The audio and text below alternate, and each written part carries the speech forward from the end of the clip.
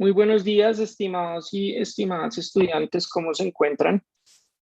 Muy buenos días. Buenos días. ¿Cómo están? Ok, muy bien. Entonces, voy a designar como coanfitriona a Valeria. Profe, Valeria creo que no puede estar hoy porque se va a aplicar la vacuna. En este momento está en su cita. Bueno, alguien que me pueda ayudar siendo coanfitrión o coanfitriona y, y me ayude con el ingreso de las personas a la sesión, por favor. Pues si quiere yo le puedo ayudar, doctor. Ok, Juan Rojas. Sí, señor. Ok, perfecto. Listo, ya te nombré coanfitrión.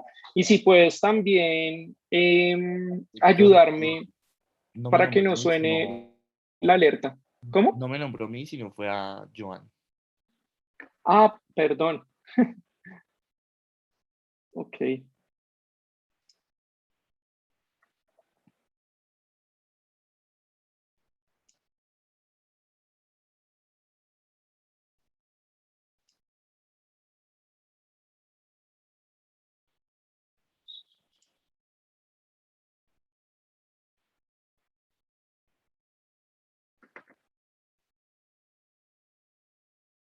En la medida en que van ingresando, se va alterando el orden aquí.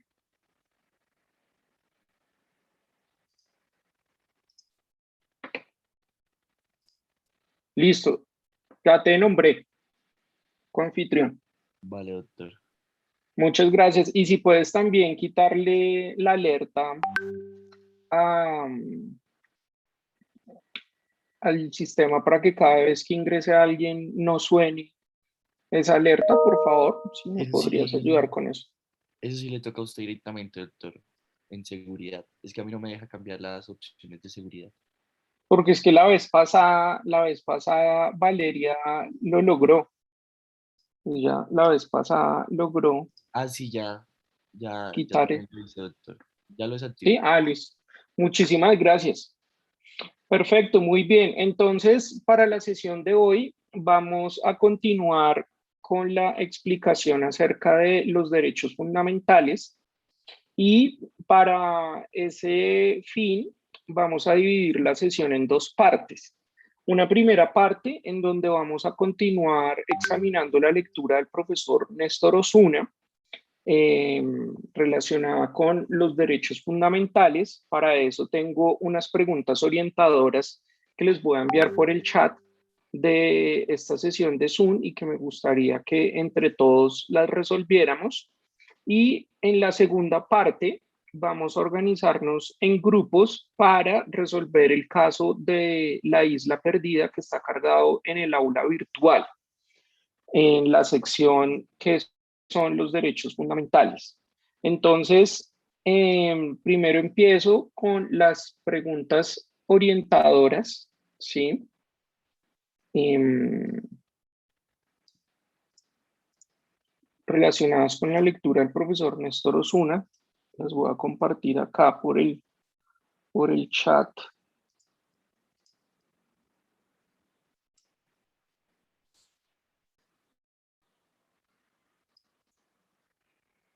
Doctor, qué pena. ¿Sí? ¿Sí? Me quitó lo de coanfitrión y se lo puso fue a José.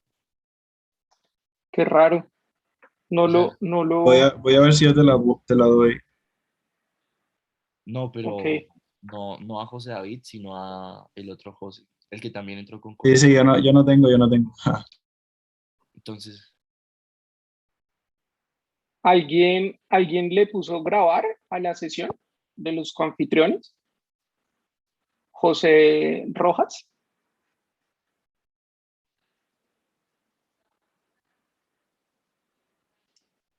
Yo creo que de pronto José Pascual es en intentar darle como el No, no, no, no pasarle soy el yo. control Perdón, profe, es a que José. estoy tratando tratando de quitarme eso porque sí, eso le iba a decir que usted me puso de confitrión a mí, sino que Ok, iba a darle a mensaje y le puse fue a grabar como pareció.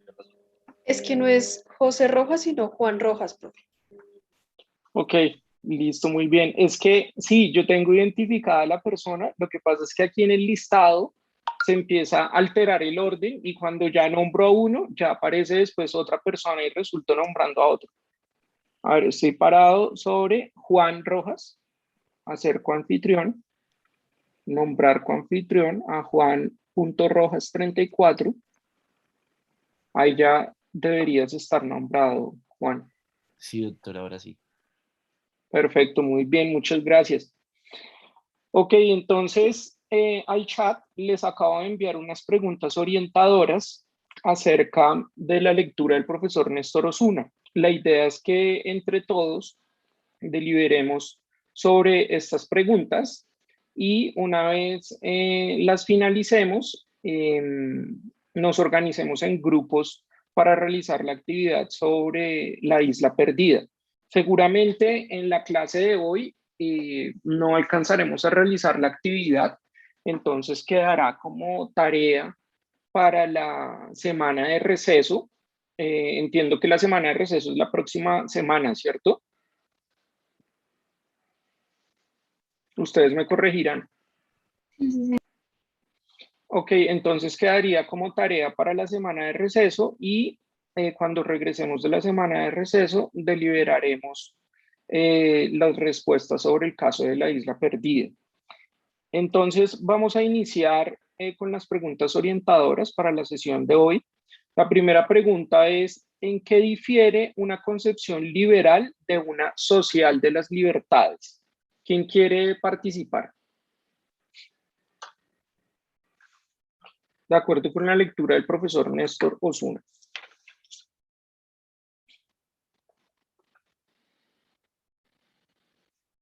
¿Me puedes repetir la pregunta? Es que en mi caso yo no te escuché bien. Están aquí en el chat de la sesión de Zoom. Ahí están las preguntas orientadoras. ¿En qué difiere una concepción liberal de una social de las libertades?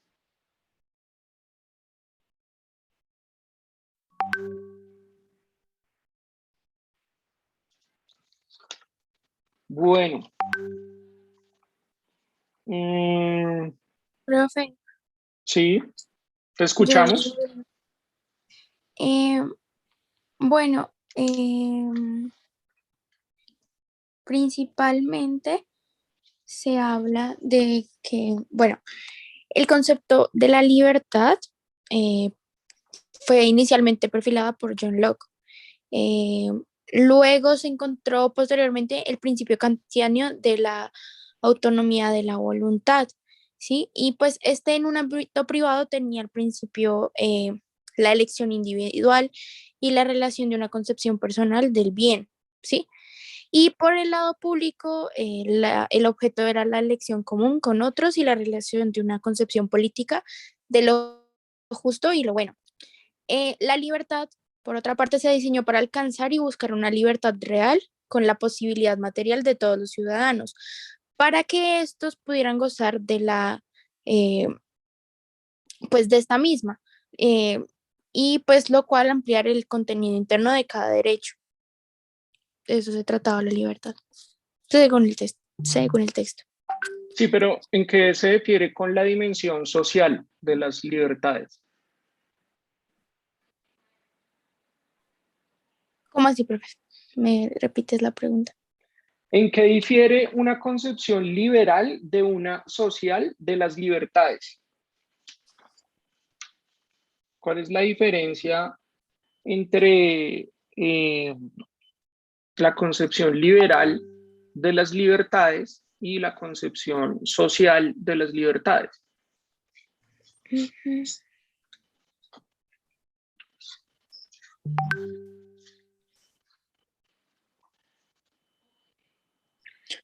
Pues digamos que la concepción de, mm, no, espérate, pues Escuchemos a Andrea Valentina Sierra.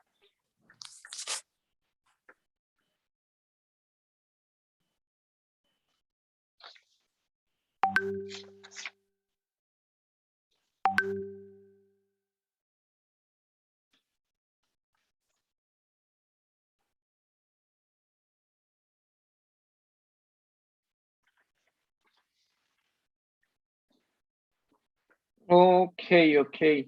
Bueno, pues de acuerdo con la lectura del profesor Néstor Osuna, para nosotros poder comprender la distinción entre la concepción liberal o burguesa de las libertades y la concepción social de las libertades, tenemos que remontarnos a hechos históricos que marcaron el nacimiento de una concepción liberal individualista de los derechos y una concepción social de los derechos.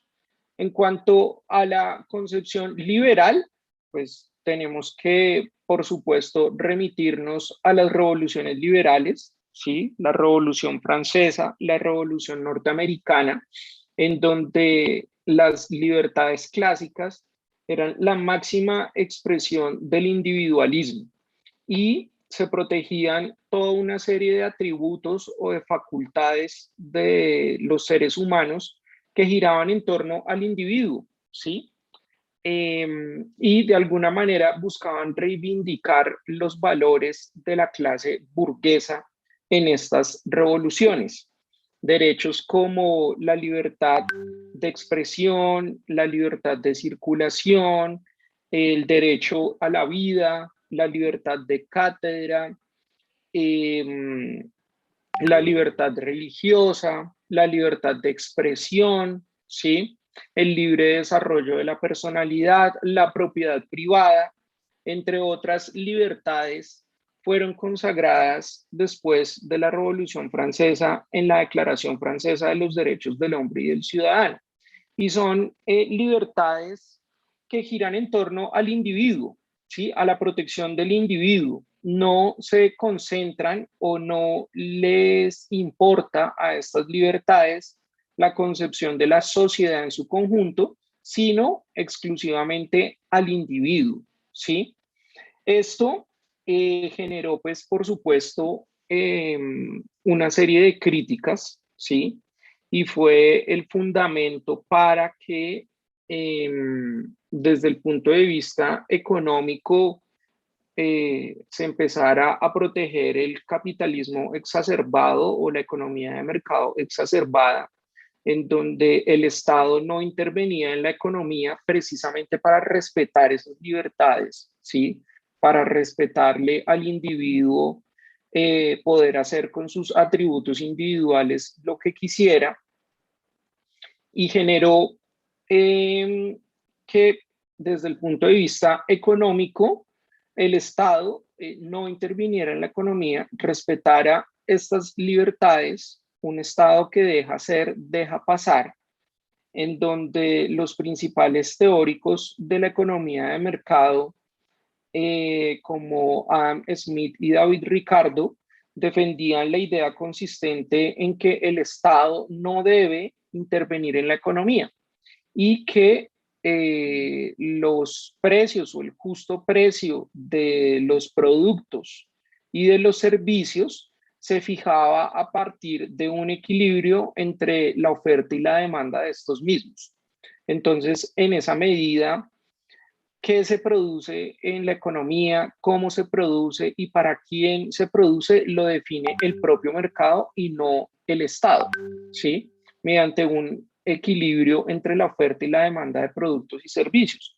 Asimismo, en materia laboral, para encontrar empleo y asimismo para que los propietarios de los medios de producción encuentren trabajadores a través de un equilibrio entre la oferta y la demanda de empleos y de trabajadores, se lograba llegar a un punto de equilibrio para dar empleo desde el punto de vista de esta doctrina económica, ¿sí?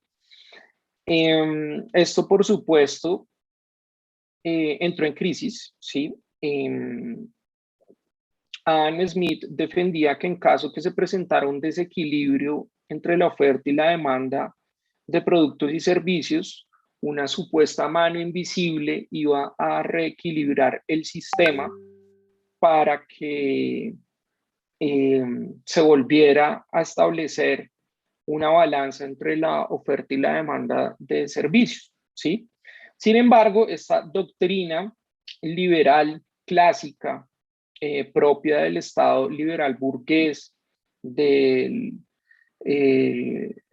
la visión de Estado que se tuvo después de las revoluciones francesa y la revolución norteamericana, por supuesto entró en crisis, ¿sí? Entró en crisis y de ahí vienen críticas que formuló Carlos Marx en contra de este sistema, ¿sí? Por ejemplo, Carlos Marx decía que todos los derechos que estaban consagrados en la Declaración Francesa de los Derechos del Hombre y del Ciudadano eran meras metáforas que giraban en torno a la protección del derecho a la propiedad privada.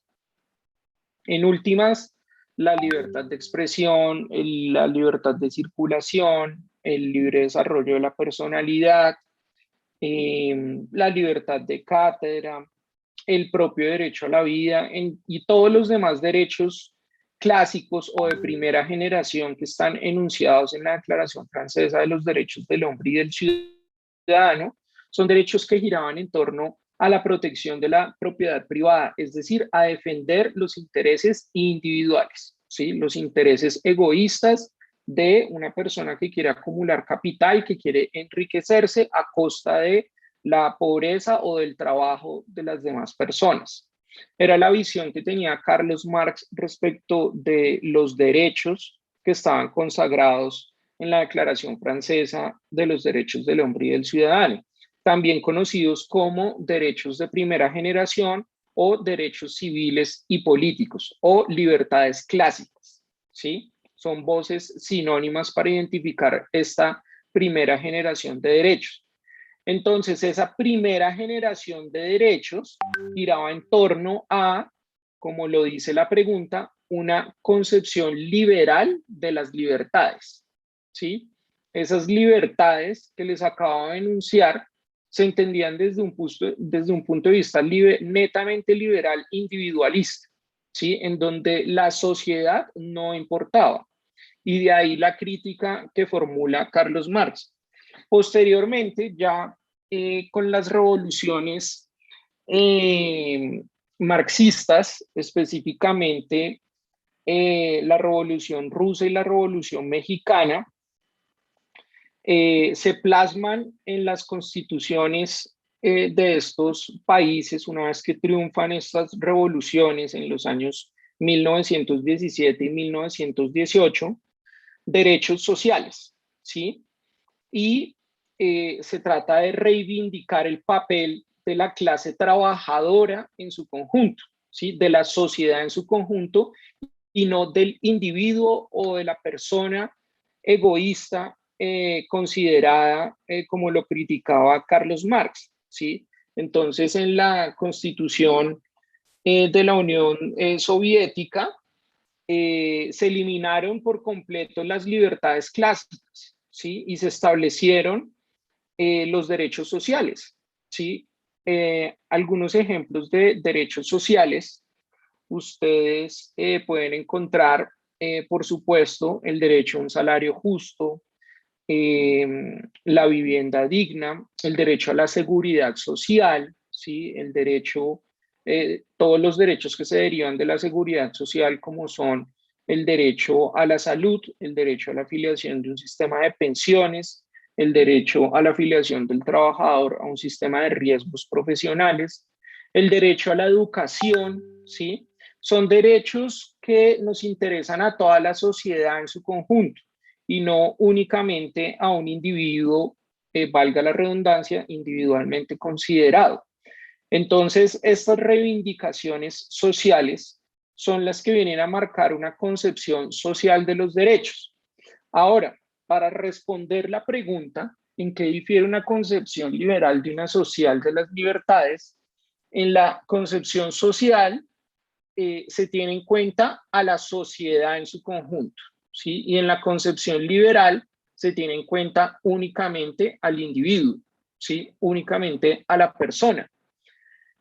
Con el transcurso del tiempo, esto no es excluyente, ¿sí? En estas primeras revoluciones que hubo en relación con este tema, ustedes pareciera como, es decir, uno observa estas revoluciones y pareciera como si fueran excluyentes los derechos de primera generación en las libertades clásicas versus los derechos sociales. Eso actualmente no es así, ¿sí? Son derechos totalmente inescindibles, complementarios y que se necesitan los unos a los otros y que ninguno de estos derechos están por encima de los otros. Es decir, los derechos de primera generación son igual de importantes a los derechos de segunda generación y viceversa. Los derechos sociales son igual de importantes a los derechos de primera generación o a los derechos liberales propios de la Revolución Francesa. ¿Por qué esta complementariedad y relevancia de estas dos clases de derechos? Porque es que los derechos sociales constituyen un presupuesto para el ejercicio de mis libertades. Si yo, por ejemplo, no tuviera trabajo, ¿sí? O si yo, por ejemplo, no tuviera educación, digamos, no hubiera tenido educación, cuando crezca, posiblemente mis posibilidades de poder conseguir un buen trabajo y de poder obtener un ingreso y de poder obtener una propiedad privada serían nulas, ¿sí? Es decir, cada uno son presupuestos de los otros. El derecho a la educación es totalmente indispensable para que todos los ciudadanos podamos ejercer nuestras libertades individuales. Si yo no tengo derecho a la educación, veo restringida mi posibilidad de elegir libremente un trabajo y de estudiar libremente o definir mi proyecto de vida libremente frente a algo que yo quiera trabajar en el futuro, ¿sí? Si yo no tengo, por ejemplo, derecho a la salud, ¿sí? Hay una afectación a mi vida, ¿sí? Hay una afectación a mi vida digna.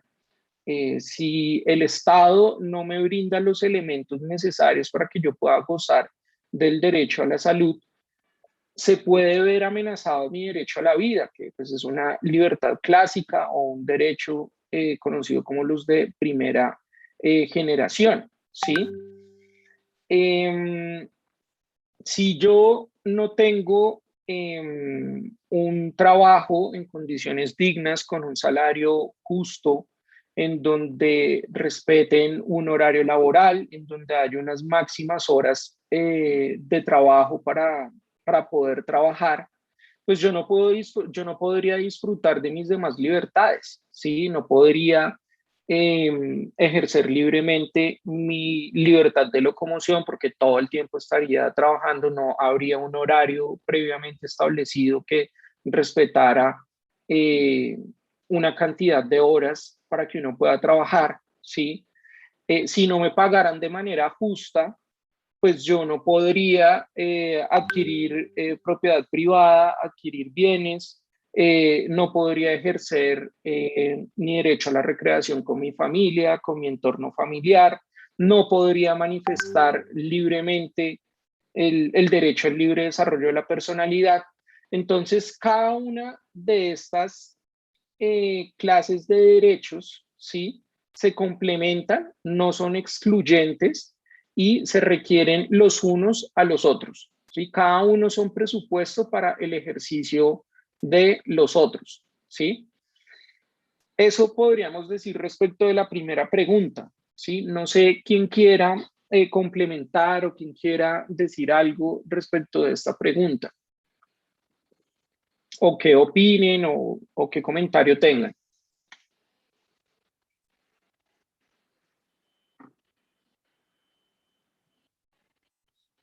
Ok, muy bien. Entonces, siendo así, pasamos a la segunda pregunta. ¿Cómo se relacionan las normas internacionales con las constitucionales en materia de derechos y libertades? ¿Quién quiere responder? Samuel Salas, ¿te escuchamos? Sí, profe, pues la verdad no sé si la manera en la que tomé la pregunta esté bien, pero yo la tomé basándome en las normas internacionales como los derechos humanos. Tomándola así, yo creo que se podrían relacionar en materia de derechos y libertades en la manera de la igualdad, cuando habla de que la libertad en sí se refiere a la igualdad, y pues tomando la pregunta como las normas internacionales de derechos humanos, pues que se basa en esto, se relaciona en la igualdad que tenemos que tener en los derechos y libertades, sea en las normas internacionales o en las constitucionales. Ok, sí, tiene relación. Em, Escuchamos a Santiago Santos. ¿Cierto? Yo creo que es la relación que puede haber entre las constituciones y libertades y derechos con las normas internacionales, es que las normas internacionales son las que supeditan esas constituciones. ¿A qué me refiero? Digamos, Colombia está, un ejemplo que es Colombia, que la constitución colombiana está supeditada a los tratados internacionales, como dijo Samuel, los derechos internacionales, todo lo que tiene que ver con esto. Estos se encargan de proteger tanto al individuo sin importar el qué. Un caso podría decir, los derechos internacionales están por encima de alguna constitución, primando la supervivencia de todos los seres humanos. Si una constitución de algún país llega a atentar contra alguna libertad o contra el derecho a la vida, entraría ya a regir los tratados internacionales y internacionales, las cuales se dice o quieren como tal proteger al individuo o no teniendo en cuenta lo que el Estado en este momento está diciendo. O sea, cada constitución que respeta la libertad está superditada o está regida por cada hecho internacional. Dentro de ella misma también están pactados estos derechos internacionales que se tratan en distintos países. Ok, muy bien. Mariana Pérez, te escuchamos. Sí, profe, ya pues para terminar y complementar lo que dijeron mis dos compañeros, bueno, esto hace referencia a que estas normas, bueno, la Corte Constitucional también dice que las normas de derecho internacional de los derechos humanos, pues se integran al ordenamiento colombiano y estas disposiciones constitucionales se utilizan también como límites a esta actividad legislativa y tienen que ser fundamentales para determinar el criterio y los parámetros de la interpretación de las leyes. Y son también normas de eficacia, con eficacia jurídica y directa para que se materialicen en la solución de casos concretos y tener en cuenta porque ninguna norma o no se pueden interpretar las normas violando los derechos internacionales que protegen y salvaguardan las libertades de los seres humanos. Muy bien, excelente. Efectivamente, la respuesta que nos brinda Mariana, ¿sí? Nos conecta con la teoría del bloque de constitucionalidad, ¿sí? Que es una teoría bastante importante para entender desde el punto de vista del ordenamiento jurídico interno cómo se relaciona el derecho internacional de los derechos humanos versus nuestro derecho constitucional en materia de derechos y libertades. ¿Qué es el bloque de constitucionalidad? ¿Quién puede ilustrarnos sobre este tema?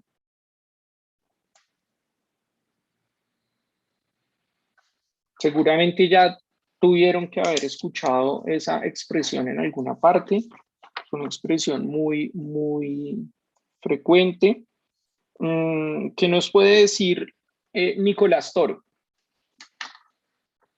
Hola, buenas tardes, profe. Buenos días aún. El bloque Sí, de buenos días. constitucionalidad es donde, como tal, la Corte Constitucional va regulando todos los tratados internacionales que Colombia rectifica.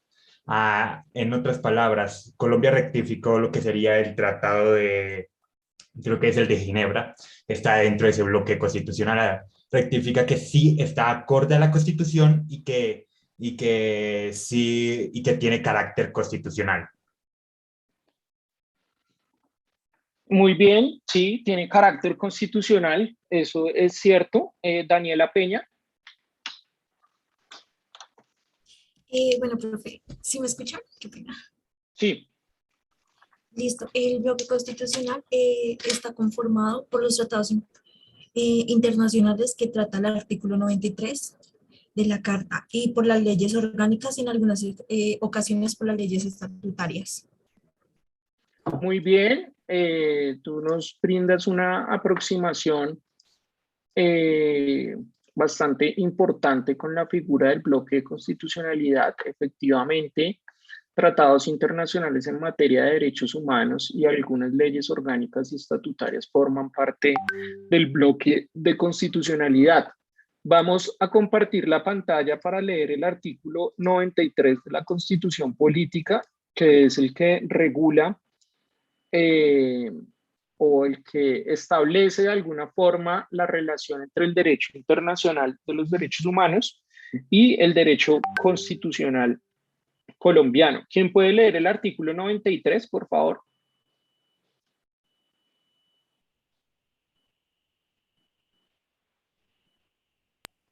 Profe, es que se ve borroso. Sí, profe, se ve borroso. Pero ya me veo. ¿Ya se ve mejor? Sí, ya, profe. Sí, señor. Listo. Juan Sebastián Morera. Dale. Sí, profe, buenos días. El 93, ¿cierto? Sí, señor. Los tratados y convenios internacionales ratificados por el Congreso que reconocen los derechos humanos y que prohíben su limitación en los estados de excepción prevalecen en el orden interno. Los derechos y deberes consagrados en esta carta se interpretarán de conformidad con los tratados internacionales sobre derechos humanos ratificados por Colombia. Listo, muy bien. Podemos dejar hasta ahí la lectura de ese artículo para no entrar en otros asuntos que más adelante se pueden explicar mejor. Como ustedes pueden ver, el artículo 93 de la Constitución Política establece dos incisos, ¿sí? El primero indica que los tratados y convenios internacionales ratificados por el Estado colombiano, perdón, ¿sí me escuchan? Sí, señor. Ok, ratificados por el Estado colombiano, aquí hay una imprecisión, porque el Congreso de la República, dentro del trámite de aprobación de los tratados internacionales, el Congreso lo que hace es aprobar la ley que incorpora ese tratado internacional en nuestro ordenamiento jurídico interno. Entonces, como tal, aquí debería decir ratificados por el Estado, ¿sí? Que reconocen los derechos humanos y que prohíben su limitación en los estados de excepción prevalecen en el orden interno. Y hay un segundo inciso, ¿sí? Que es como criterio interpretativo, en donde se establece que los derechos y deberes consagrados en esta Constitución se interpretarán de conformidad con los tratados internacionales sobre derechos humanos ratificados por Colombia. ¿Cómo surge esta figura del bloque de constitucionalidad? Históricamente, se empezó a hablar del bloque de constitucionalidad por parte del Consejo Constitucional francés al hacer una lectura de la Constitución de la Quinta República Francesa, en la cual se incorporó en su preámbulo la Declaración Francesa de los Derechos del Hombre y del Ciudadano. Sí, esto fue la Constitución de 1958 en Francia. Entonces, el Consejo Constitucional francés dijo que ese preámbulo de la Constitución Política tenía valor normativo y tenía la misma jerarquía de la Constitución y que se entendía, por supuesto, vinculante. Es decir, hizo vinculante o con efectos jurídicos obligatorios la Declaración Francesa de los Derechos del Hombre y del Ciudadano celebrada en 1789. ¿Sí? Y también la Declaración sobre Derechos Económicos y Sociales de 1946. Entonces, el Consejo Constitucional francés dijo, ese preámbulo se entiende que forma parte de la Constitución. Acá en Colombia, ¿qué se hizo con la figura del bloque de constitucionalidad? Acá en Colombia, la Corte Constitucional implementó esta figura después de hacer una lectura en la sentencia C-225 de 1995, después de hacer una lectura entre el artículo 93 de la Constitución Política y el artículo 4 de la Constitución. El artículo 4 de la Constitución establece que la Constitución política es norma de normas y que en caso de incompatibilidad entre una norma de inferior jerarquía a la Constitución, prevalecerá la Constitución. Por su parte, el artículo 93 establece que los tratados y convenios internacionales en materia de derechos humanos ratificados por el Estado colombiano prevalecen en el orden interno. Entonces, la Corte Constitucional advirtió que aquí había una posible antinomia, ¿sí? O contradicción entre el artículo 4 de la Constitución Política y el artículo 93, porque el artículo 4 establece que la Constitución es la norma de normas, por lo tanto, no hay una norma superior a la Constitución Política, y por otro lado, el artículo 93 establece que los tratados en materia de derechos humanos prevalecen en el orden interno, lo cual daría a entender que están por encima de la Constitución. Entonces, para armonizar esa posible antinomia entre estas dos normas, la Corte Constitucional, en la sentencia C-225 de 1995, propuso una fórmula para solucionar esa posible contradicción y creó la figura del bloque de constitucionalidad. Entonces, la Corte dijo, en atención a lo previsto en el artículo 4 de la Constitución Política, los tratados internacionales en materia de derechos humanos no se encuentran por encima de la Constitución Política, ¿sí? Se encuentran en el mismo rango de nuestra Constitución, ¿sí? Y teniendo en cuenta el antecedente que habíamos visto del Consejo Constitucional francés, pues estos tratados se entienden incorporados a nuestra Constitución, es decir, forman parte de nuestra Constitución política, ¿sí? Entonces, podemos hacer aquí una gráfica sencilla para ilustrar un poco esta situación, ¿sí?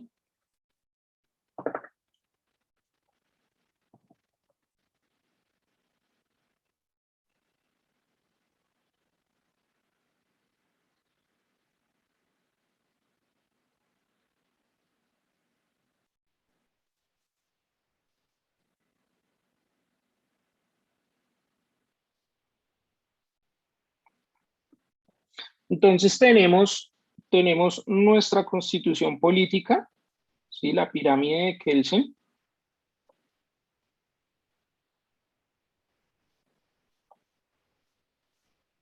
En donde en la cúspide está la Constitución política, después sigue la ley y después los actos administrativos expedidos por la rama ejecutiva del poder público. Entonces, en virtud de lo previsto en el artículo 93 de la Constitución Política, leyéndolo de forma armónica con el artículo 4 de la Constitución, aparte de los 300 y pico artículos que están en la Constitución Política, hay que adicionarle todos los demás artículos del bloque de constitucionalidad, ¿sí?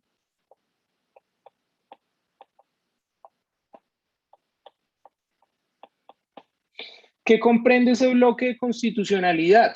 La Corte Constitucional ha dicho que el bloque de constitucionalidad tiene dos alcances, uno en sentido estricto y otro en sentido amplio.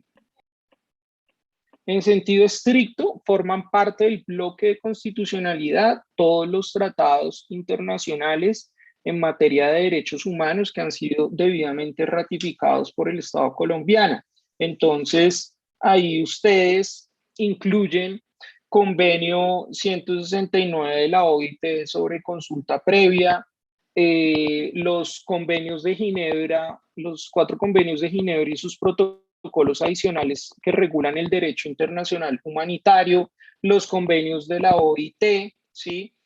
Incluyen también todos los tratados y convenios del Sistema Interamericano de Derechos Humanos, la Convención Americana de Derechos Humanos, su protocolo adicional de San Salvador, el Pacto Internacional de Derechos Económicos, Sociales y Culturales, el Pacto Internacional de Derechos Civiles y Políticos, la Declaración Universal de los Derechos Humanos, ¿sí? Y todos los demás tratados internacionales ratificados por el Estado colombiano que tengan que ver con derechos humanos. ¿Esto qué quiere decir? Que no forman parte del bloque de constitucionalidad los demás tratados que no tengan que ver con derechos humanos, ¿sí? Por ejemplo, tratados de integración económica, tratados de cooperación internacional, de comercio internacional o de derecho comunitario, ¿sí? Todos los tratados de la Comunidad Andina de Naciones no forman parte del bloque de constitucionalidad porque no desarrollan derechos humanos, sino que tienen que ver más con inversiones, mercado, asuntos fiscales, comerciales, económicos, y en esa medida no forman parte del bloque. Entonces, ese es el alcance del bloque de constitucionalidad en sentido estricto. Pero adicional a eso, la Corte Constitucional ha dicho que el bloque de constitucionalidad también está comprendido por aquellas normas interpuestas, normas que se encuentran entre la ley y la constitución política.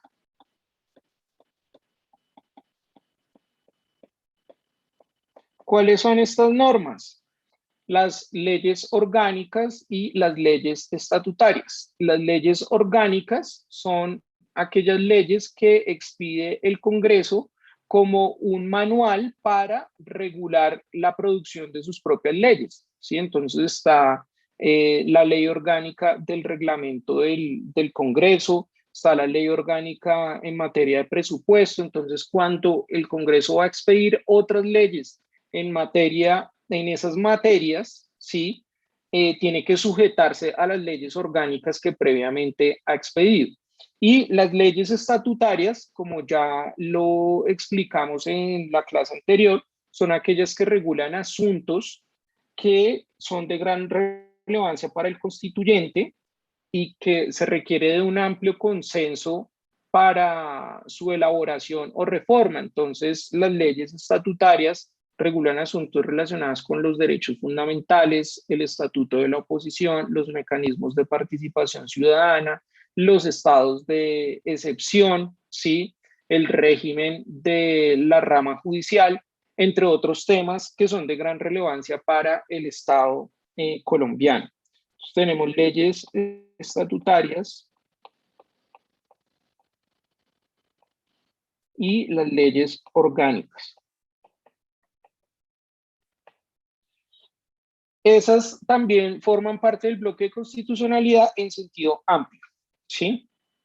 Ahora, ¿cuáles son las funciones o para qué sirve el bloque de constitucionalidad? Ustedes ya alcanzaron a mencionarlo hace un momento.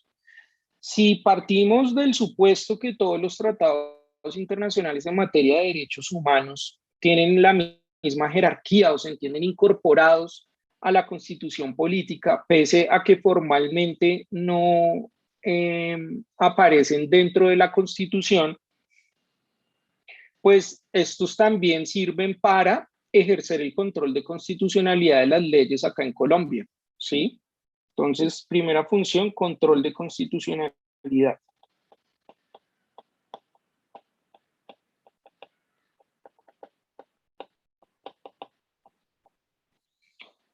Cuando la Corte Constitucional va a examinar la constitucionalidad de una ley expedida por el Congreso, ¿sí? La puede confrontar no solamente con los 300 y pico artículos de la Constitución política, sino con cualquier tratado internacional en materia de derechos humanos que haya sido ratificado por el Estado colombiano.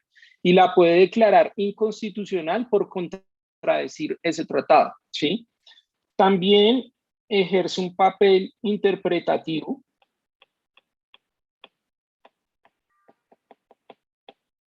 en la medida en que cuando se vaya a aplicar una norma dentro de nuestro estado, ¿sí? Esa norma se debe interpretar no solamente con base en los derechos fundamentales que están consagrados en la Constitución política, sino también en los derechos humanos que están consagrados en los tratados internacionales de derechos humanos debidamente ratificados por el Estado colombiano, ¿sí? Para eso sirve el criterio interpretativo. limitativo, también sirve como límite para las actividades de todas las ramas del poder público.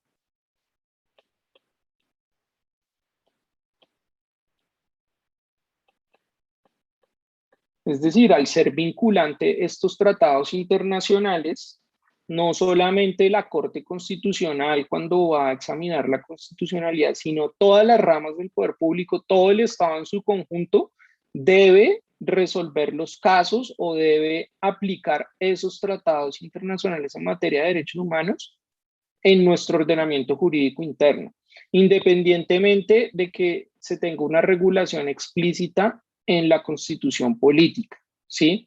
Entonces, cuando, por ejemplo, el Congreso va a expedir una ley, dentro de los límites para la expedición de esa ley, debe tener en cuenta también los tratados internacionales en materia de derechos humanos que han sido ratificados por el Estado colombiano.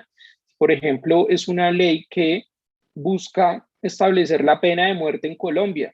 Pues es obvio que, aparte de contradecir la constitución política, el artículo que consagra el derecho a la vida, también está contradiciendo los tratados internacionales en materia de derechos humanos que prohíben la pena de muerte, ¿sí?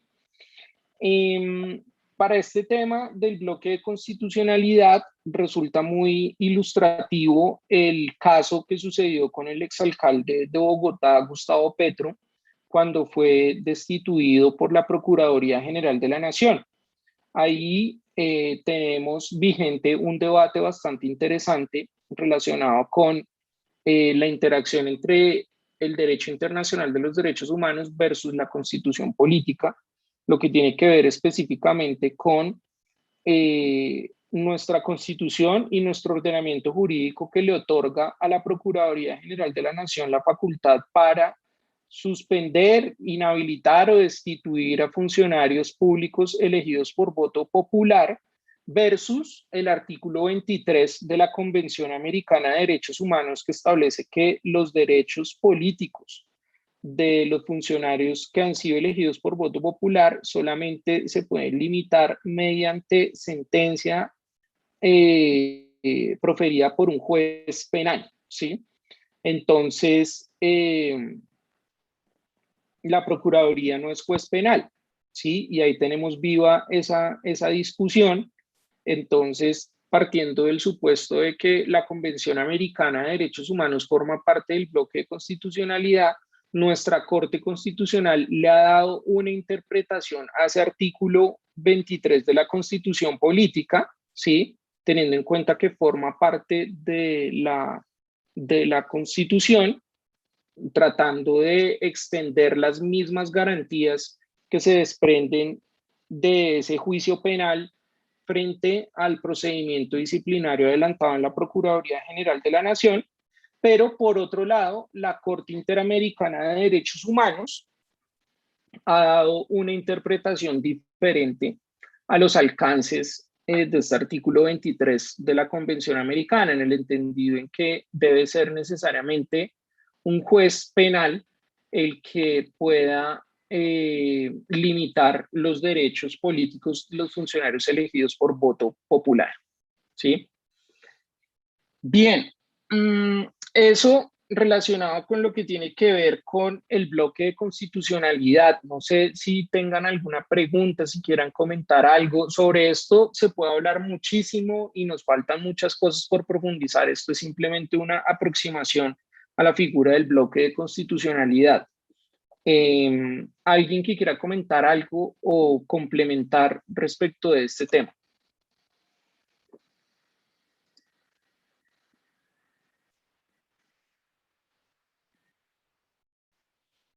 Muy bien, entonces, si les parece, tomemos un receso de 5 minuticos, ¿sí? Son las 11:59, veámonos a las 12:05 y continuamos resolviendo entre todos las demás preguntas orientadoras que están en el chat. ¿Ok? Listo, muchas gracias. Ahora nos vemos.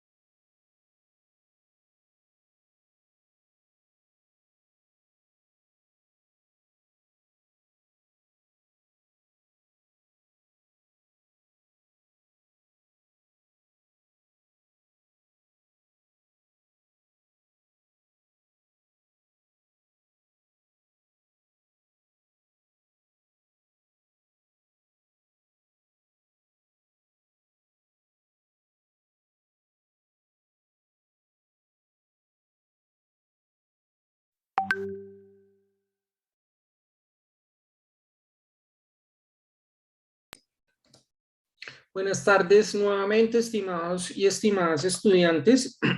Continuamos resolviendo entonces las preguntas orientadoras que están en el chat de la sesión de Zoom.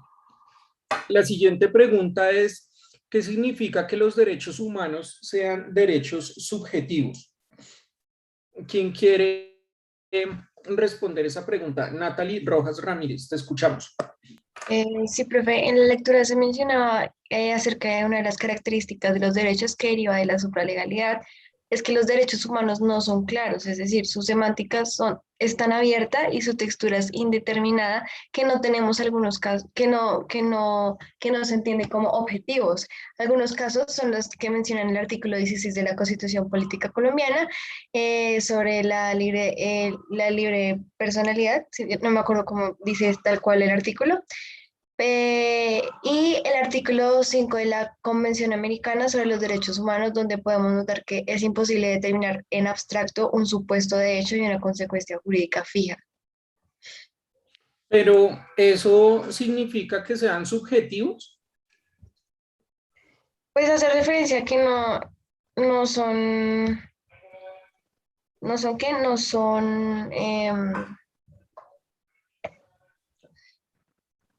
sí, que no sean objetivos, porque tienen un significado muy amplio para determinar, sí, para tener su significado, como por decirlo de alguna manera.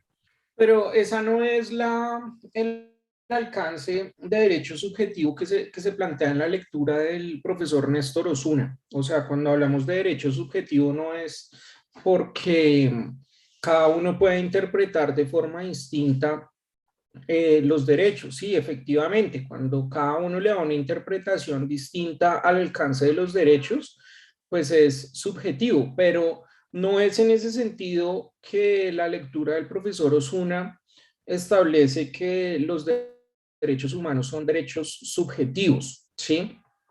En general he visto que varias de las respuestas que me han brindado hoy, o sea, pareciera como si no hubieran consultado la lectura o si la hubieran leído de forma tangencial.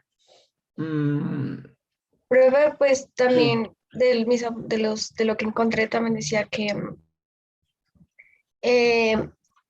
con relación a lo que ya hemos mencionado con el Estado social de derecho, los derechos subjetivos tienen como función social el abandono de la concepción individualista burguesa de los derechos y también para determinar los límites inmanentes del derecho subjetivo y para obligar al legislador a respetar en la sustancia los principios contenidos en los derechos fundamentales.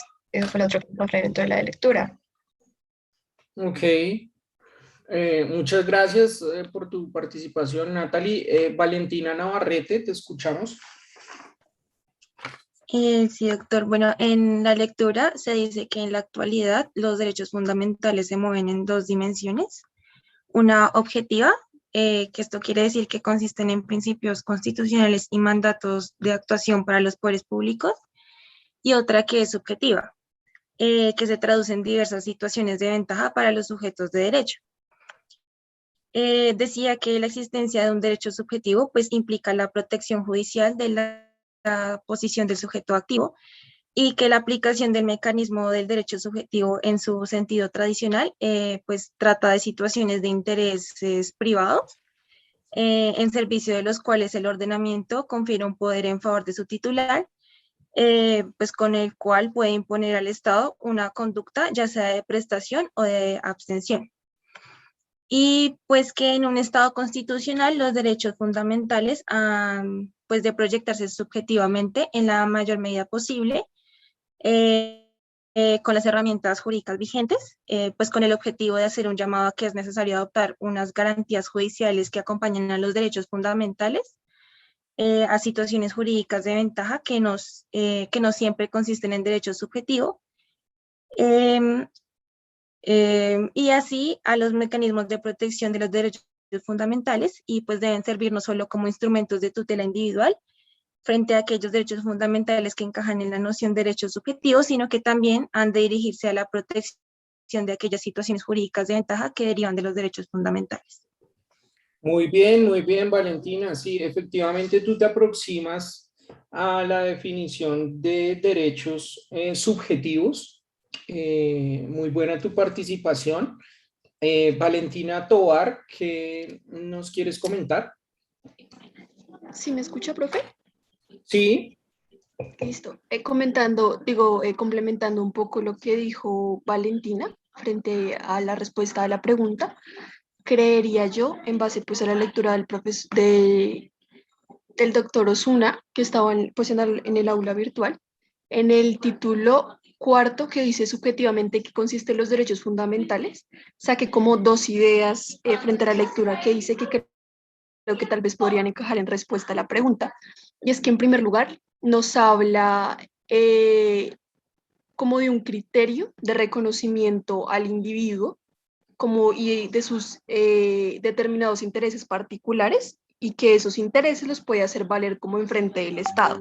Y también más adelante dice un poco que el derecho subjetivo, que consiste como en el reconocimiento del derecho, como en un poder a favor de ese sujeto individual, como concreto del que estamos hablando, y nos dice que puede hacer valer como estos intereses particulares que ya pronuncié frente a otros sujetos, como que imponiéndoles, también decía que se les podía imponer como obligaciones o deberes a el beneficio de esta persona particular a la cual se le están reconociendo como en derechos, como en materia jurídica, creo que así más o menos lo explicaba, como esos intereses particulares, que ese era como el criterio subjetivo de los derechos, profe. Muy bien, excelente. Muchas gracias por tu participación. La definición de derecho subjetivo hace referencia a algo muy sencillo y es que cualquier persona le puede pedir a otra que se comporte en su favor, ¿sí? Que haga algo en favor suyo. Es decir, una persona puede obligar a otra a que realice determinada conducta en favor suyo. Es una definición muy semejante a la de una obligación, ¿sí? Los derechos subjetivos pueden surgir del contrato, así como las obligaciones, pueden surgir de la ley o pueden surgir de un daño que se le haya ocasionado a una persona. En el caso del contrato o del negocio jurídico, hay derechos subjetivos recíprocos, ¿sí? Las partes de un contrato pueden exigirle a la otra que se comporten de determinada manera en su favor, ¿sí?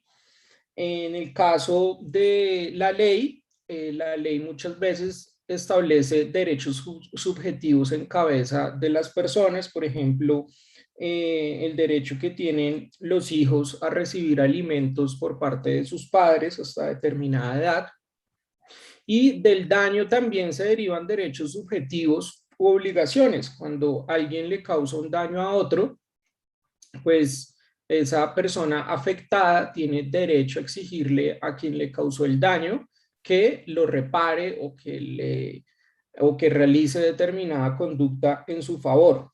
En el caso de los derechos fundamentales o de los derechos humanos, sucede igual. Hay unas normas jurídicas que conceden unas ventajas, unos beneficios a los ciudadanos, ¿sí? Y los ciudadanos titulares de estas ventajas o estos beneficios, cuando se ven afectados, pueden exigirle a otro sujeto que se comporte en su favor.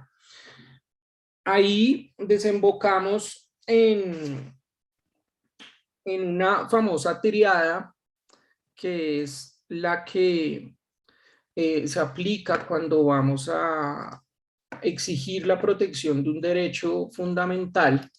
Les voy a compartir aquí el tablero.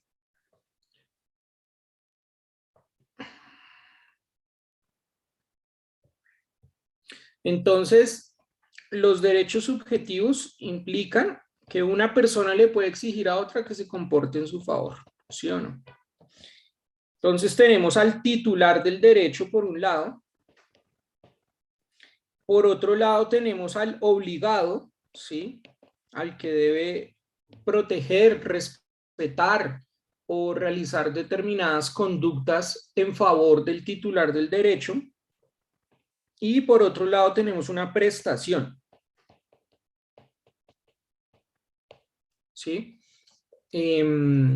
Una obligación que debe ejecutar el sujeto pasivo de esta triada que estamos mostrando en el tablero. Entonces, el titular del derecho subjetivo le puede exigir al obligado que se comporte en su favor, y se comporta en su favor a través del cumplimiento de una prestación, ¿sí? Esa prestación, como en las obligaciones, puede ser una obligación de dar, una obligación de hacer, una obligación de no hacer.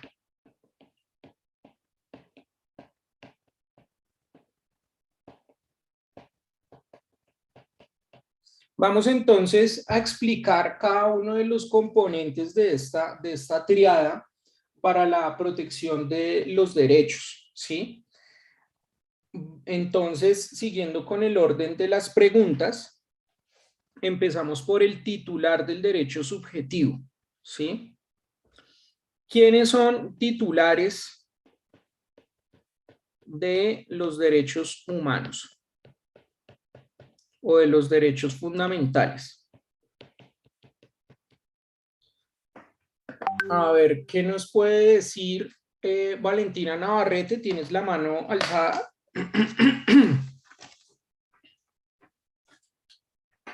¿Quiénes son titulares de derechos humanos o derechos fundamentales?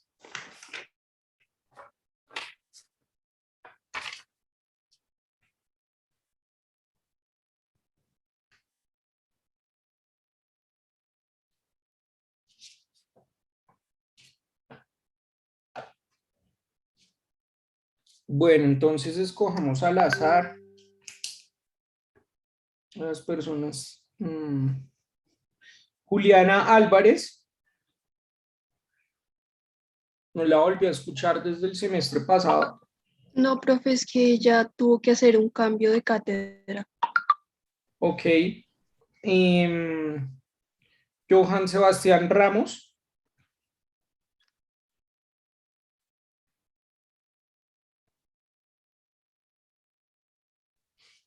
Bueno, entonces punto negativo para Johan. Andrés Felipe Sabogal. Andrés Felipe Sabogal. Esto punto negativo. Samuel Salas. Samuel Salas. Listo. Punto negativo de participación. Frank Steven Rodríguez. Él no está con nosotros, ¿cierto?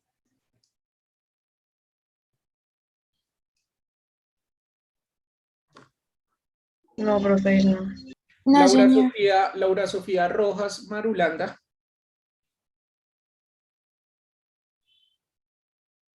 Laura Sofía. Listo, punto negativo de participación.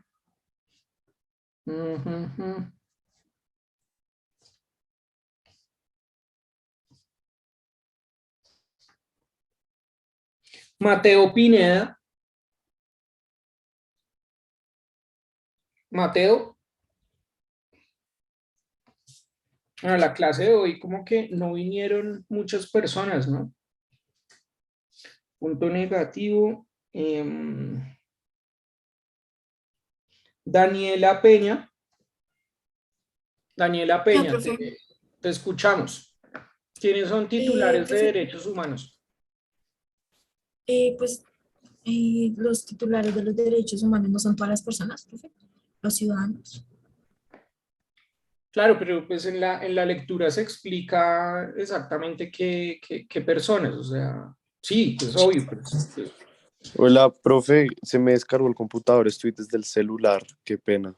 Tranquilo, ya ahorita volvemos contigo. Ya dale, voy a ajustarte la... ¿Pueden, por favor, el que está dejando entrar, me puede dejar entrar desde el computador, por favor? Daniela Peña, ¿quiénes son los titulares de derechos humanos? Pues, profe, según la lectura, no son las personas naturales. Son unos, sí, ¿quiénes más? ¿O sobre qué otros sujetos se habla de titulares de derechos humanos?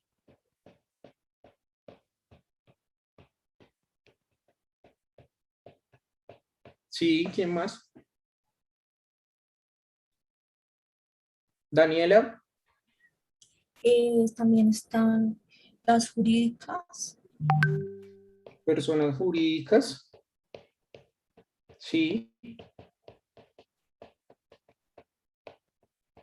Ujú. ¿Quién es más? Otras y personas jurídicas.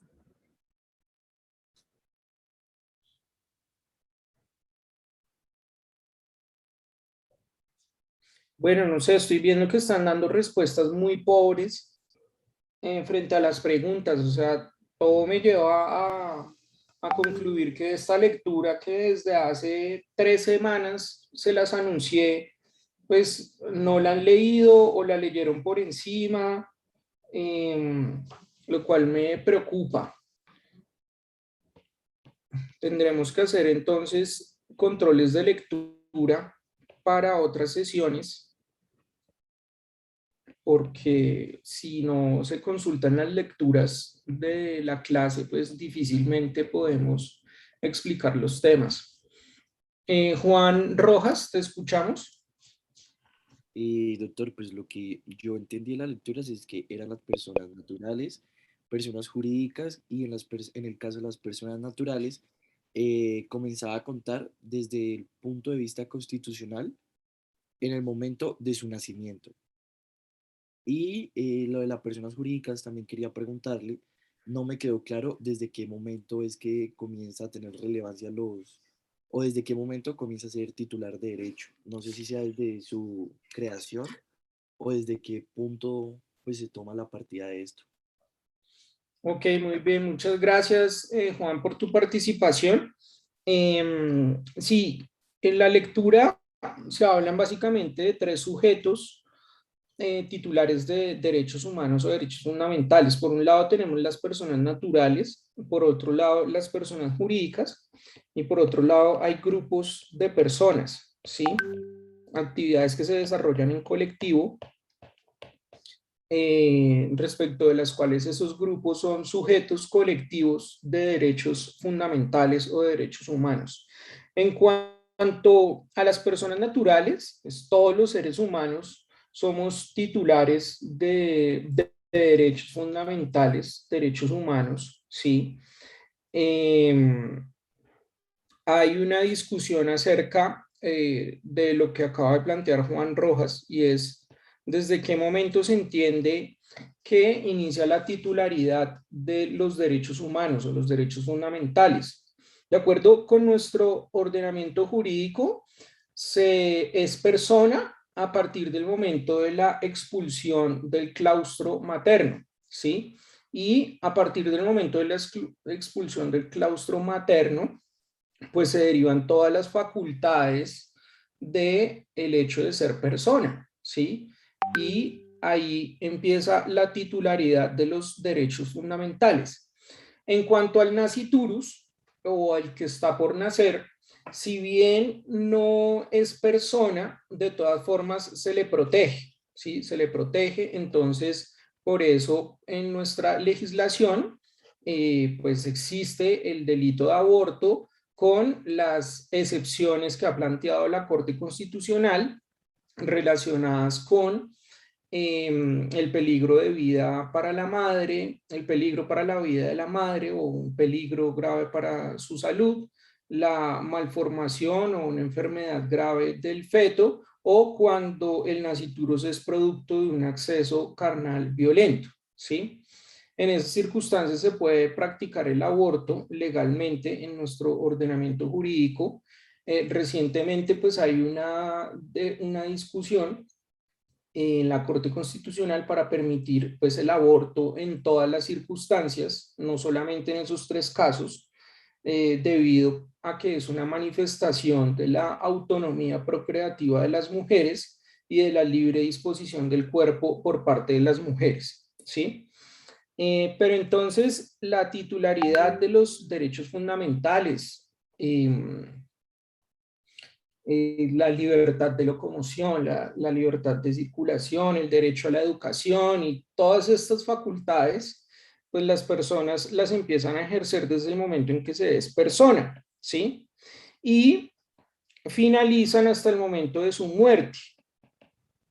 Después de su muerte, si bien ya no se despersona, se protege la memoria de esa persona y existen las honras fúnebres, el derecho que tienen las personas a que una vez se mueran, se les rinda honra o tributo respecto de su memoria.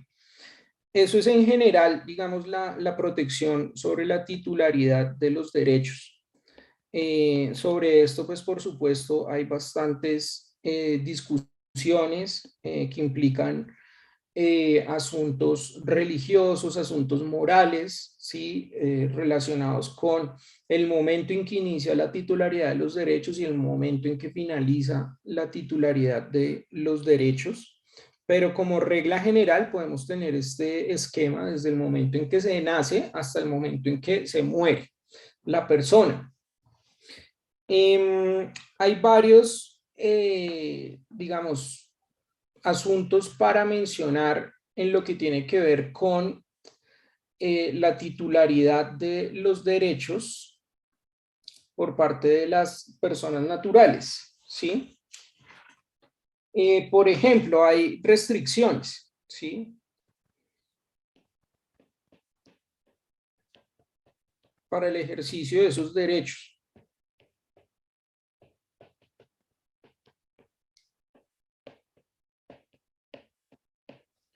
Entonces, tenemos por una parte el caso de la mayoría de edad, ¿sí?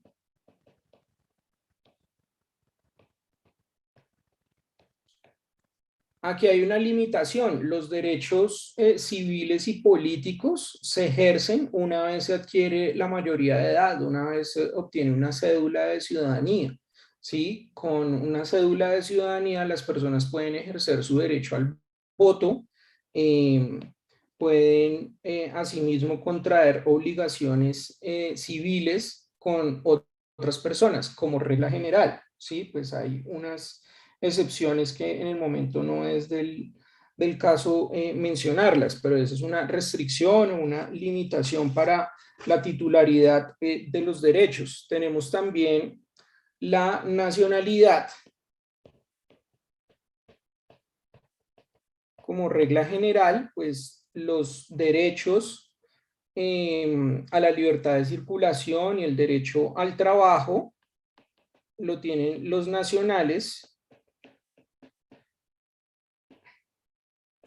y los derechos políticos también lo tienen los nacionales y hay unas limitaciones para el caso de los extranjeros. Entonces, si un extranjero quiere trabajar, requiere un permiso por parte del Estado. Si un extranjero no tiene su pasaporte vigente, pues no puede circular libremente por el país al que pretende ingresar y tampoco puede estar, así tenga pasaporte, tampoco puede estar un tiempo indefinido en el país en el que quiere estar. ¿Sí? Requiere adelantar los trámites entonces para obtener la ciudadanía. Y en el caso de los derechos políticos, pues también como regla general, el derecho al voto y el derecho a elegir y ser elegido, pues está reservado para los nacionales como regla general. Entonces ahí ustedes encuentran unas restricciones para el ejercicio de los derechos, ¿sí? También ustedes encuentran restricciones en el caso de sujetos de especial sujeción.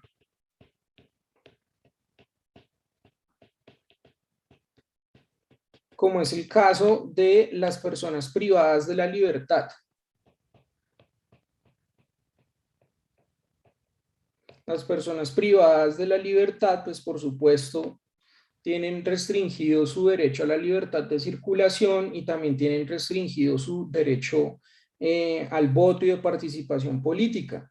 Los miembros de la fuerza pública no pueden participar en actividades de proselitismo político, tampoco se pueden elegir, ni tampoco pueden ejercer su derecho a elegir, ni ser elegidos. Hay una restricción en este sentido respecto de los miembros de la fuerza pública. Los jueces, por ejemplo, no pueden participar en actividades políticas o en actividades de proselitismo, entonces hay una restricción ahí a su derecho político, a la participación política, a ejercer actividades de proselitismo político. Y también hay unas restricciones que ustedes observan que se presentan en la práctica pese a la existencia del derecho. En teoría, todas las personas nacen libres e iguales ante la ley y merecen toda la protección y trato por parte de las autoridades. Sin embargo, en la práctica es evidente que se presentan muchas situaciones de desigualdad. Por ejemplo, el caso de las mujeres, ¿sí? En el ámbito laboral se sufre de mucha discriminación hacia las mujeres en relación con su salario o en relación con las oportunidades para obtener un trabajo o en relación con las vacantes. Hay diversos estudios que muestran cómo el mayor porcentaje de muchos trabajos o de muchas actividades siguen estando a cargo de hombres y no de mujeres, ¿sí? Lo cual da cuenta de un escenario de desigualdad entre los géneros, algo que poco a poco se ha ido en lo que poco a poco se ha ido avanzando, pero que todavía falta muchísimo para lograr una plena igualdad entre hombres y mujeres, ¿sí? Ese es un ejemplo de cómo, pese a la existencia de una serie de derechos que están consagrados en nuestro ordenamiento jurídico, en la práctica existen múltiples situaciones donde esos derechos pues no se ejercen en la medida en que está prevista en nuestra constitución política. Entonces, eso en lo que tiene que ver con las personas naturales, ¿sí? Las personas naturales, titulares de derechos humanos o derechos fundamentales, pueden presentar acciones para su protección. La acción pues más común o la acción por excelencia para la protección de los derechos fundamentales cuando no exista otro mecanismo para su protección es la acción de tutela. Las personas naturales también pueden acudir ante el Sistema Interamericano de Derechos Humanos para solicitar la protección de un derecho humano que le ha sido vulnerado. No sé si quieran complementar o decir algo acerca de los derechos, de la titularidad de los derechos por parte de las personas naturales.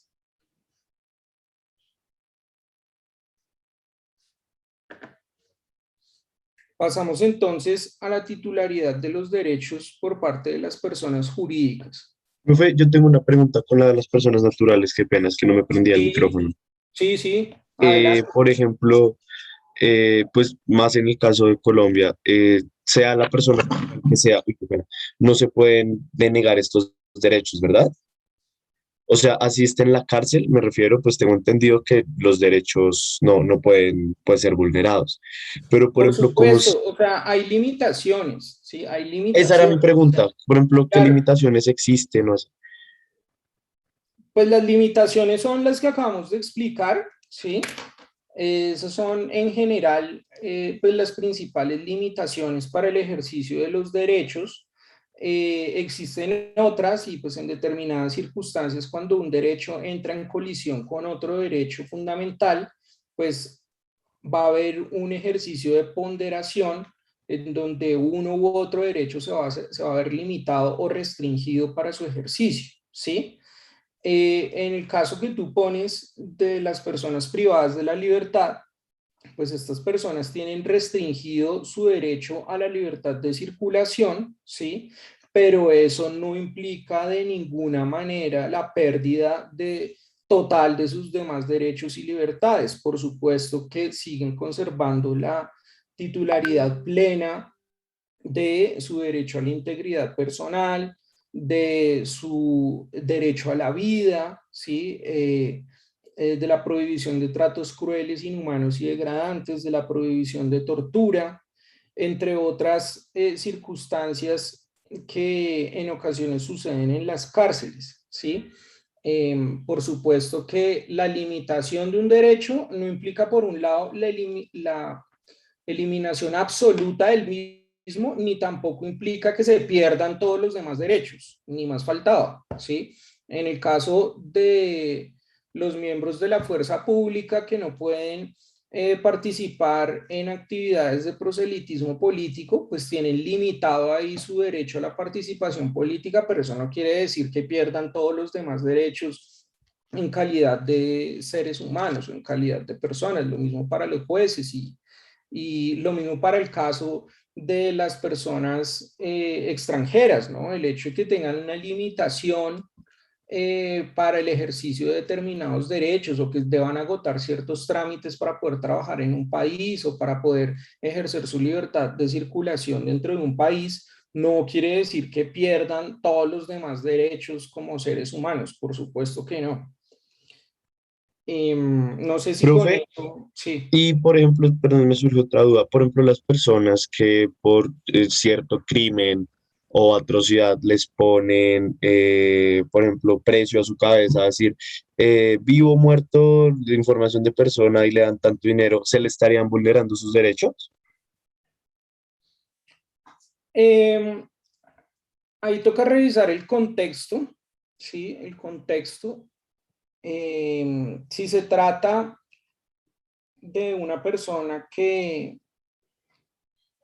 es prófuga de la justicia y que adicionalmente forma parte del conflicto armado, aplican las reglas del derecho internacional humanitario que regulan la guerra entre las partes combatientes, ¿sí? Y entre las partes combatientes, dentro del marco del derecho internacional humanitario y respetando los principios de distinción, de proporcionalidad, de necesidad y de respeto a la población civil, pues se puede dar de baja a cualquiera de las partes en contienda. Entonces, cuando, por ejemplo, muestran la foto de el cabecilla de un grupo paramilitar o de un grupo guerrillero que se encuentra en una confrontación o es líder en una confrontación en contra del Estado, ¿sí? Pues cuando se promociona su búsqueda, ya sea vivo o muerto, pues en el marco de ese conflicto armado no se entiende una violación de sus derechos, ¿sí? Siempre se debe, por supuesto, agotar la posibilidad de encontrar la persona viva, ¿sí? Pero en el marco de un conflicto armado, si la persona es violenta y se está defendiendo y pues en el marco de un conflicto hay un combate y pues se dio de baja a esa persona, pues legítimamente se dio de baja en el marco del conflicto armado y no se entendería que se le están vulnerando sus derechos, ¿sí? En el caso de personas que sean delincuentes comunes, pues por supuesto el proceso a seguir no es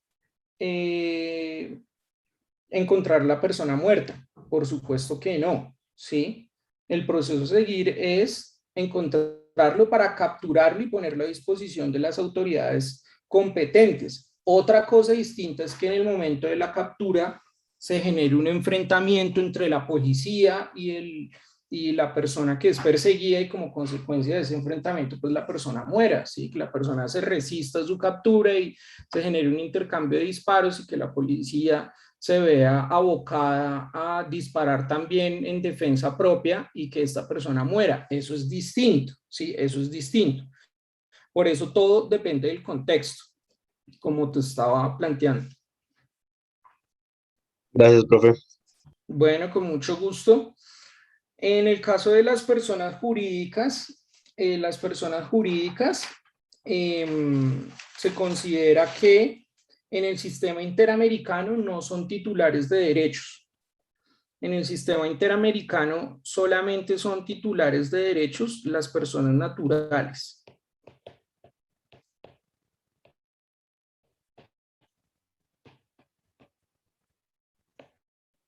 Solo las personas naturales pueden acudir al sistema interamericano para solicitar la protección de sus derechos. En nuestro sistema jurídico interno,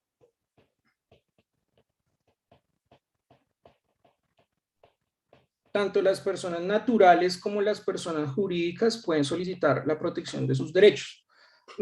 Por supuesto que no todos los derechos son predicables respecto de las personas jurídicas, ¿sí? Las personas jurídicas, ustedes saben, son una ficción creada por el derecho para permitirle a un ente ejercer obligaciones y contraer derechos y obligaciones. Lo puede ejercer una persona jurídica. Entonces, persona jurídica, Universidad Externada de Colombia, persona jurídica, el Grupo Éxito, persona jurídica, determinada empresa. Entonces, por supuesto que no todos los mismos derechos que ejercen las personas naturales los pueden ejercer las personas jurídicas. Por ejemplo, el derecho a la vida, pues no, ¿sí? O la libertad de circulación, pues una persona jurídica no puede ejercer su libertad de circulación. Pero sí hay una serie de facultades que se protegen respecto de las personas jurídicas, ya sea de manera directa o de manera indirecta. Por ejemplo, el debido proceso también se predica respecto de las personas jurídicas. El secreto comercial, por ejemplo, relacionado con el derecho a la intimidad, también se predica respecto de las personas jurídicas directamente, ¿sí? Y de forma indirecta también se protegen derechos de las personas jurídicas.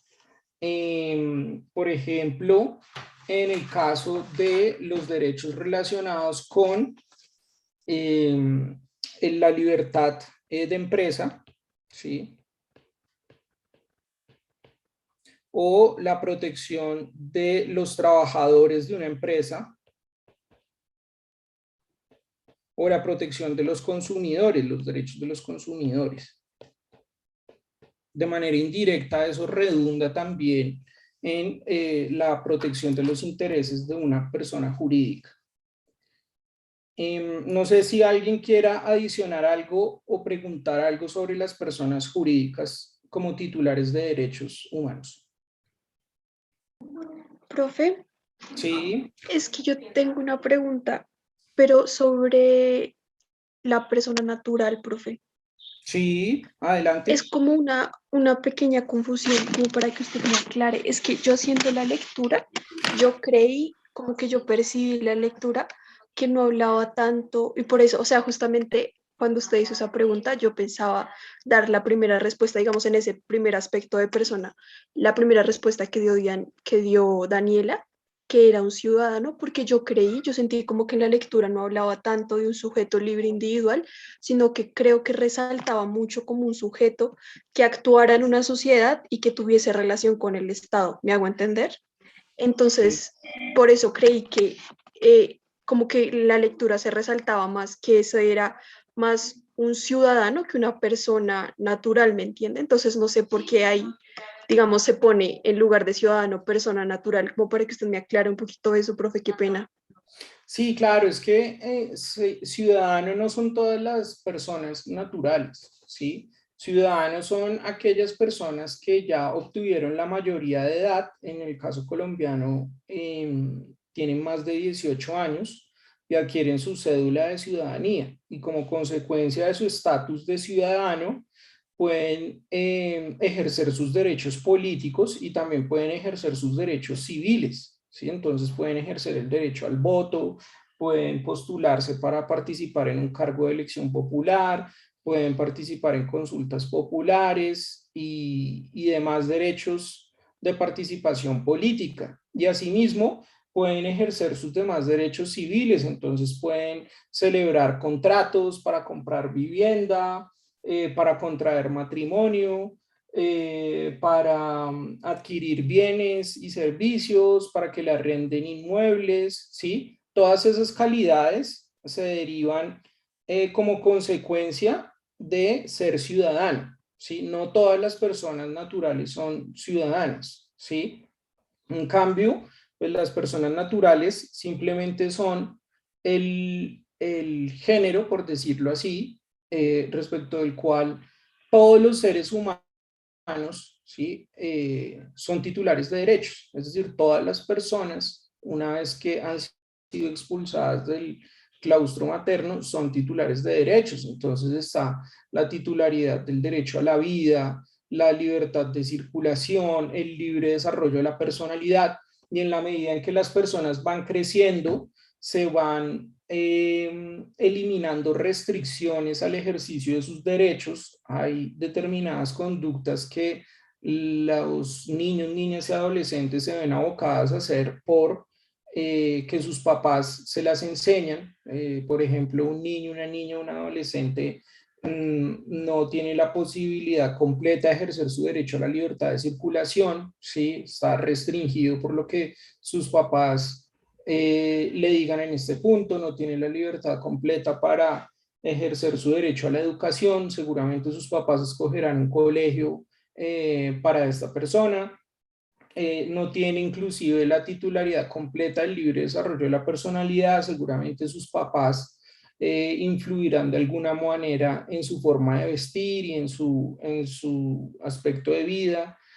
Tampoco tienen una libertad completa para el ejercicio de su libertad de culto. Seguramente sus papás, en el contexto en el que nacieron, les enseñarán una religión específica, ¿sí?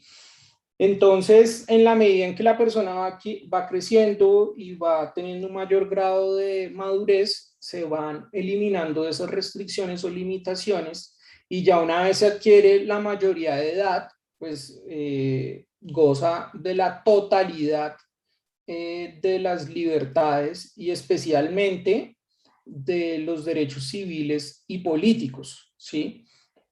Por supuesto que las otras demás libertades pues no se pueden ver restringidas mientras se es menor de edad. Por supuesto que no se puede restringir el derecho a la vida o la prohibición de tratos crueles, inhumanos y degradantes, por supuesto que no, pero hay otros derechos que sí se ven limitados o restringidos por la calidad de menor de edad. Entonces, las personas naturales nos referimos a todos los seres humanos, ¿sí? Y en cambio, los ciudadanos nos referimos específicamente a aquellas personas que han adquirido la mayoría de edad, que pueden ejercer sus derechos civiles y políticos. ¿Ok? Y es en la mayoría de edad en la que adquieren como esa relación con el Estado que habla la lectura, ¿sí, profe? Sí, sí, con la cédula de ciudadanía, sí, también, sí. Ah, listo, gracias, profe. Bueno, muy bien.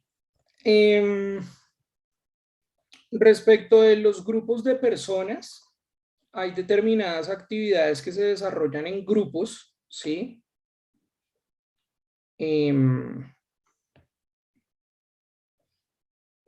O que se desarrollan de manera colectiva. Por ejemplo, el caso de las comunidades indígenas, ¿sí?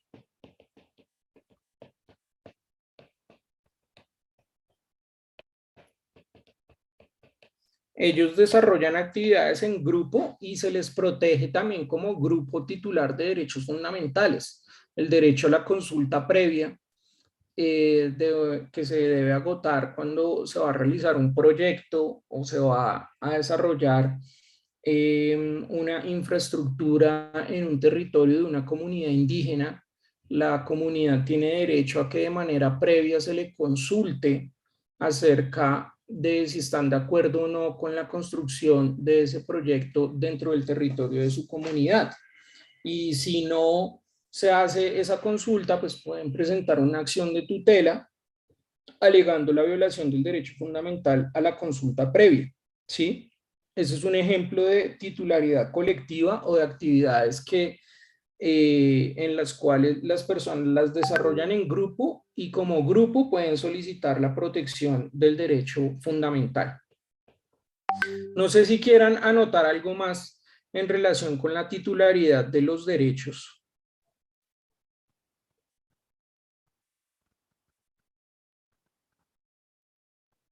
Muy bien, entonces podemos dejar hasta aquí por hoy para no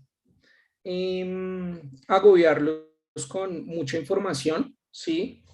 Después de la semana de receso, continuaremos explicando quiénes son los sujetos obligados o los sujetos pasivos que deben responder por la protección de los derechos o quienes deben desarrollar una conducta en favor de los titulares de los derechos para protegerlos, cuáles son los distintos tipos de prestaciones, obligaciones de dar, hacer o no hacer en materia de protección de los derechos, ¿sí? Y una vez finalicemos eso, en la siguiente clase, después de la semana de receso, vamos a deliberar entre todos la solución que ustedes le van a dar al caso de la isla perdida. Entonces, en este momento voy a organizarlos en grupos para efectos de resolver el caso de la isla perdida. Primero voy a compartirles la pantalla para que ubiquen el caso. Muy bien, estamos en la sección ¿qué son los derechos fundamentales del aula virtual? ¿Sí? Aquí en esta parte, donde aparece actividades propuestas, tenemos el caso de la isla perdida. Entonces, la idea... Es que no sé si soy yo, pero le veo borroso. O no sé. ¿Así ya se ve mejor? No, profe, sigue viendo borroso. Ah, bueno, yo sigo viendo borroso. Espérate, la vuelvo a compartir ahora.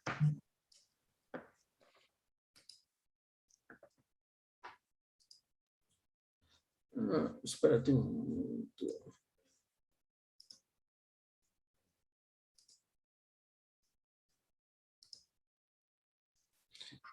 ¿Se sigue viendo borroso?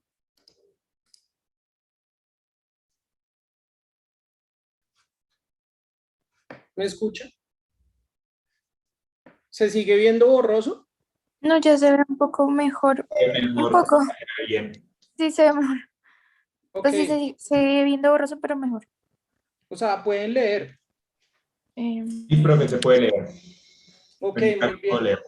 Entonces, en grupos, resuelvan por favor este caso, el caso número 1 de la sección que son los derechos del aula virtual, ¿sí? Ahí está planteado el caso. La idea es que ustedes en grupos respondan las preguntas que están en ese caso, son 3 preguntas, y en la clase que tendremos después de semana de receso, una vez terminemos la explicación de la lectura del profesor Osuna, vamos en grupos a deliberar acerca de las respuestas a ese caso, ¿sí? Entonces, tarea para la semana de receso, en grupos, resolver este caso. Ustedes pueden organizar sus ideas en un documento, no me lo tienen que entregar. La idea es que en la clase yo le voy preguntando a cada uno de los grupos las respuestas frente a cada una de estas preguntas, ¿sí? Y asignaré una calificación por las respuestas que me brinde cada uno de los grupos frente a estas preguntas de este caso. Recuerden entonces, esa es la tarea para la clase que tendremos después de la semana de receso.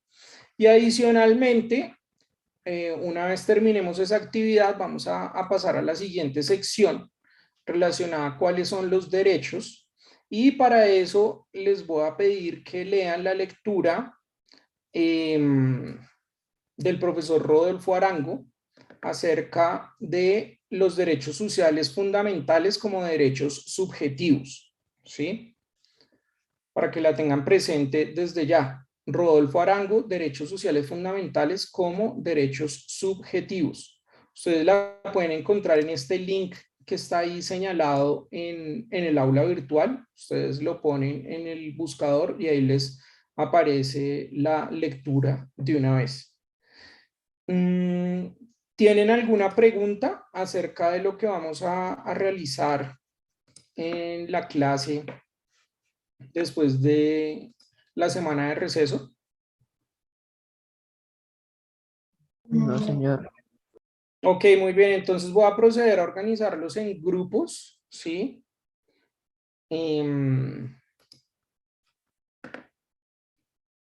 De manera automática los voy a organizar porque o si no, esto se vuelve un caos.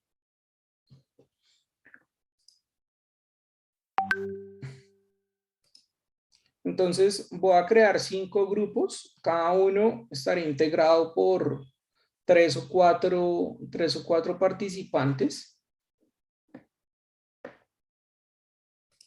o bueno, voy a permitir que ustedes seleccionen el grupo al que quieren pertenecer, pero les pido el favor que lo hagan de manera rápida, pues porque ya se acabó el tiempo de clase y que no se acumulen todos en un solo grupo, ¿sí? Si no, me toca reorganizarlos aquí a través de la plataforma. Entonces les va a llegar la invitación para que ustedes se unan al grupo al cual quieren hacer parte.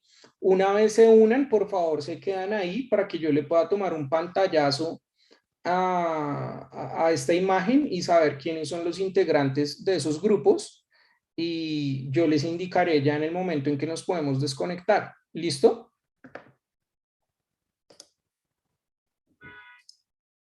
Entonces ya les tuvo que llegar la invitación para integrar cada uno de los grupos.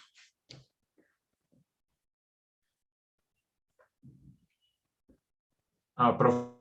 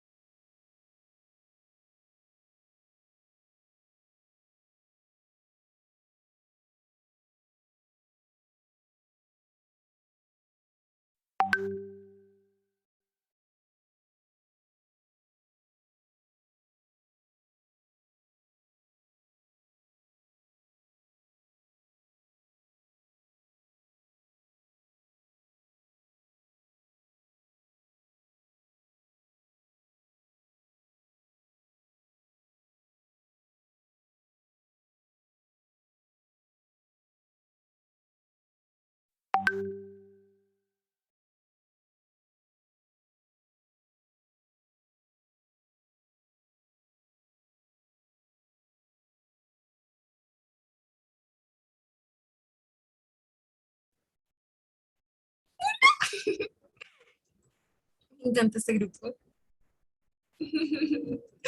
Me encanta muchísimo. Soy fan de este grupo.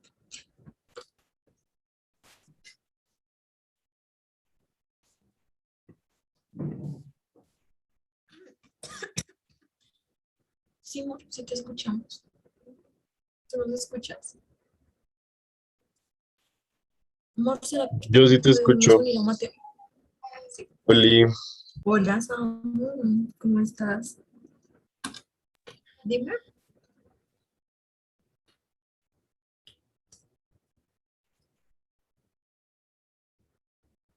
André, amor, ¿será que también podemos meter a Mateo acá? Pues para que no se quede sin grupo. A Mateo.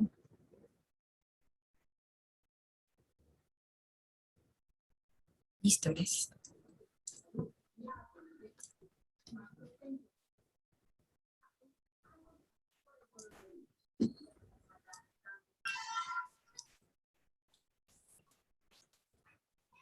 Vengan, el profe que juega me lleva de aquí para allá. A mí me pasó la vez pasada.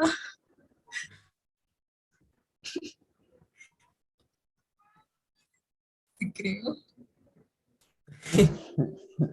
Le atropella mucho. Sí, creo.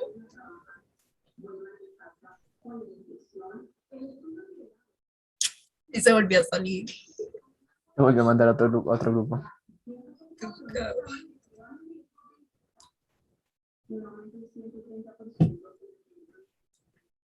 Y estuvo horrible ese profesor. No, no lo vuelvo a participar en mi vida. Primera vez que participo. Y ya no vuelvo a participar.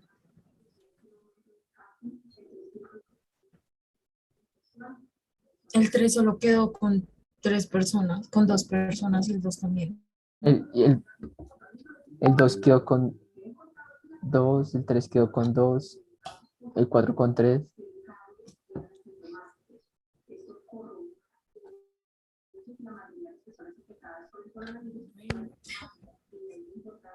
Un placer haber quedado con ustedes. Para el trabajo. Sí, ya, un minuto, creo.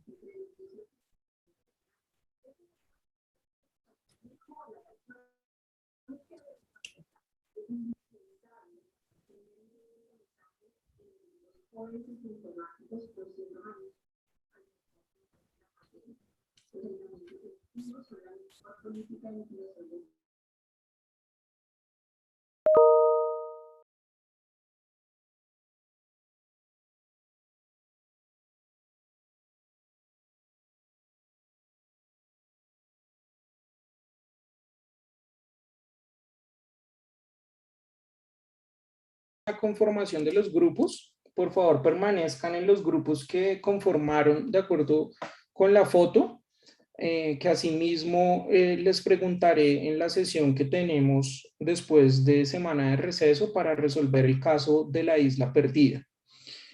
¿Alguna pregunta, comentario, sugerencia, inquietud?